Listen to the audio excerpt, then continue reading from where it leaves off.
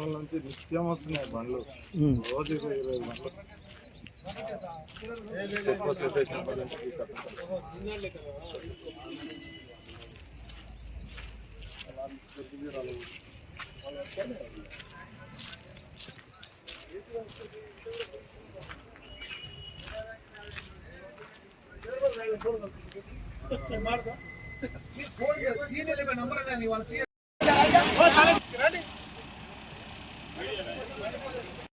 Lorry association Ramesh Naik మాట్లాడుతున్నాను sir.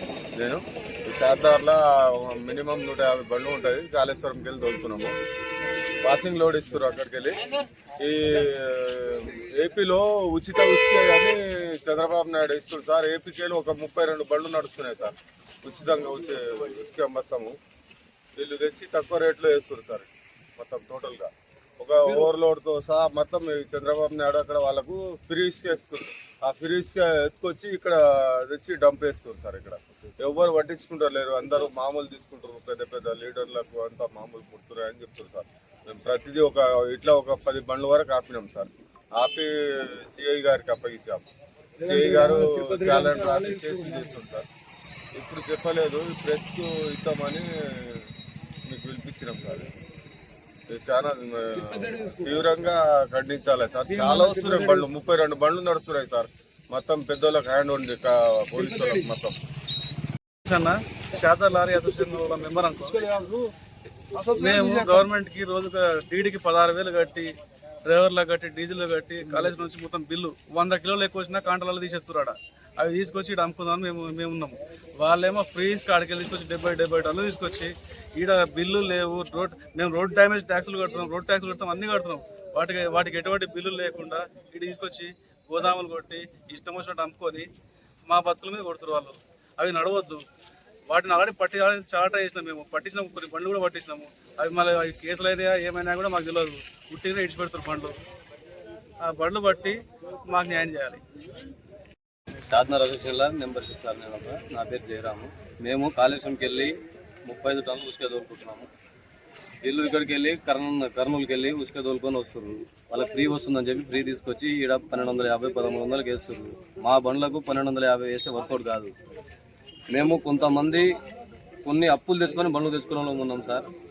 అక్కడ నుంచి ఫ్రీ వస్తుందని వీళ్ళు తీసుకొచ్చి తక్కువకి వేస్తారు. మా ఉసుక కంటే అదే బాగుందని మొత్తం అదే ఖాళీ అయిపోయినాయి. కాబట్టి మాకు ఆ ఉసుక అనేది కంప్లీట్ బంద్ కావాలి.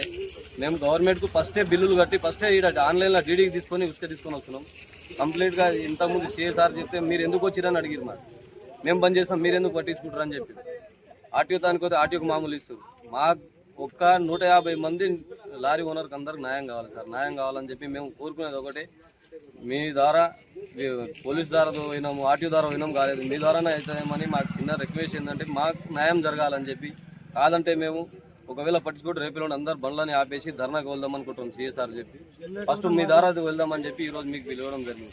అదే వేరేది పక్కకి వెళ్ళి ఫ్రీ వస్తుందని తీసుకొచ్చి వాళ్ళు 70-80 టన్నులు తీసుకొచ్చి మాకు ఒక 100 కిలోలు ఎక్కేస్తే ఆర్టీఓ సార్ కేసు రాస్తారు. ఇక్కడ భూపాలపల్లి డిస్టిక్లో, ఇక్కడేమో ములుగు డిస్టిక్లో. వాళ్ళకి ఏ రకంగా వస్తుంది అనేది 2 రాష్ట్రాలు దాటి వస్తుంది సార్. అనేది ఏ రకంగా వస్తుందో తెలియడం లేదు. మా బతుకులు బాగు చేయాలంటే మీరే చేయాలి సార్. అందుకని మేము పోలీసు వాళ్ళకి చాలామంది పోలీసు వాళ్ళు సార్ వాళ్ళకి దానికి ఉన్నాం. సిఎస్ఆర్ దానికోతే ఒకసారి పాత సిఎస్ఆర్ మాకు దగ్గర కూడా రానిలేదు. మొన్న సిఎస్ఆర్ ఏమో నాకే చెప్పుకున్నాడు. మేము ధర్నాకి వెళ్దాం అనుకుంటున్నాం. మీ ద్వారా పిలుచుకొని ఇంకోసారి అలాగే జరిగితే మళ్ళీ ధర్నా కూడా కూర్చోనికి సిద్ధం ఉన్నాం. మా డిమాండ్ ఏం లేదు సార్, ఇది బంద్ చేసి మా బండ్లు అట్లాగే నడిస్తే బాగుంటుంది. వాళ్ళకు కూడా తోలిస్తే వాళ్ళు కూడా ఆన్లైన్లో తెచ్చుకుంటే వాళ్ళకు కూడా అవకాశం ఉంది.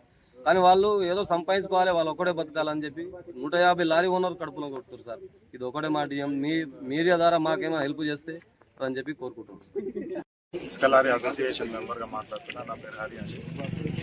దాదాపు కొన్ని నెలలుగా ఆంధ్ర నుంచి తెలంగాణకి విచ్చలవిడిగా ఇసుక రవాణా జరుగుతుందండి. దీనికి ఎటువంటి పత్రాలు లేవు. ఆర్టీఓ కానీ, మైనింగ్ అధికారులు కానీ, కలెక్టర్ కానీ, ఎంఆర్ఓ కానీ వీళ్ళు ఎటువంటి ఆదేశాలు లేకుండా కొన్ని స్టేట్ దాటి మన తెలంగాణకు వచ్చి ఖాళీ చేయడం జరుగుతుంది.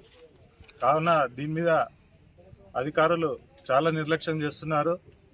కాబట్టి దీని మీద మేము మీడియా ద్వారా ఒకటే కోరుకుంటున్నాము, మా లారీ అసోసియేషన్ తరఫున ఖచ్చితంగా ఈ ఇసుక లారీలపై యాక్షన్ తీసుకోవాల్సిందిగా కోరుతున్నాం.